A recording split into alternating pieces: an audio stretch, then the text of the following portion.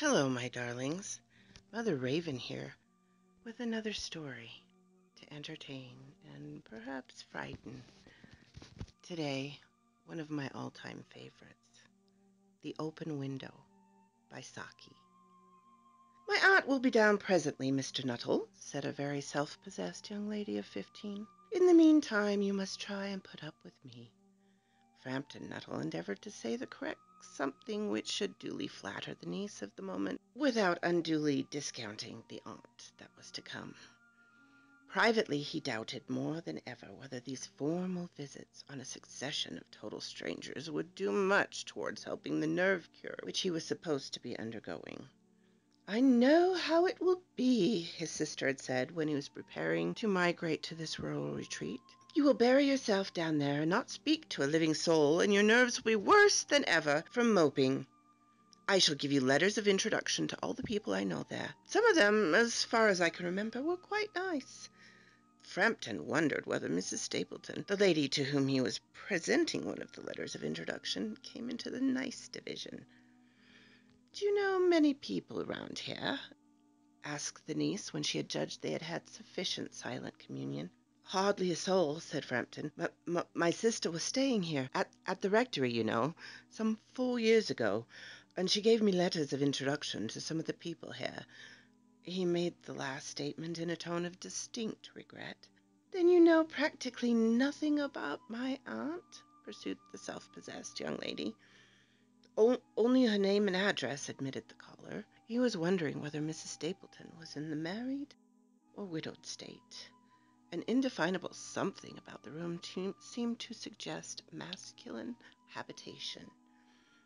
"Her great tragedy happened just 3 years ago," said the child. "That would have been since your sister's time." "Her tragedy?" asked Frampton. Somehow in this restful country spot, tragedy seemed out of place. "You may wonder why we keep that window wide open on an October afternoon," said the niece, indicating a large French window that opened onto a lawn. "It is quite warm for this time of year," said Frampton, but has that window got anything to do with the tragedy?" Out through that window, 3 years ago to a day, her husband and her 2 young brothers went off for their day's shooting. They never came back.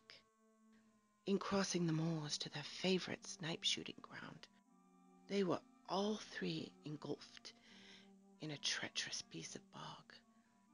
It had been that dreadful wet summer, you know, and places that were safe in other years gave way suddenly without warning. Their bodies were never recovered. That was the dreadful part of it. Here the child's voice lost its self-possessed note and became falteringly human. "Poor aunt! Always thinking that they will come back some day, they and the little brown spaniel that was lost with them, and walk in that window just as they used to do. That's why the window is kept open every evening till it is quite dusk. My poor aunt! She has often told me how they went out. Her husband, with his white waterproof coat over his arm, and Ronnie, her youngest brother, singing 'Bertie, why you bound?' as he always did to tease her, because she said it got on her nerves. Do you know, sometimes, on still, quiet evenings like this, I almost get a creepy feeling that they will all walk in through that window." She broke off with a little shudder. It was a relief to Frampton when the aunt bustled into the room with a whirl of apologies for being late in making her appearance. "I hope Vera has been amusing you," she said. She has been very interesting," said Frampton. "I hope you don't mind the open window," Mrs. Stapleton said briskly. "My husband and brothers will be home directly from shooting, and they always come in that way. They've been out for snipes in the marshes today, so they'll make a fine mess over my poor carpets. So like men folk, isn't it?"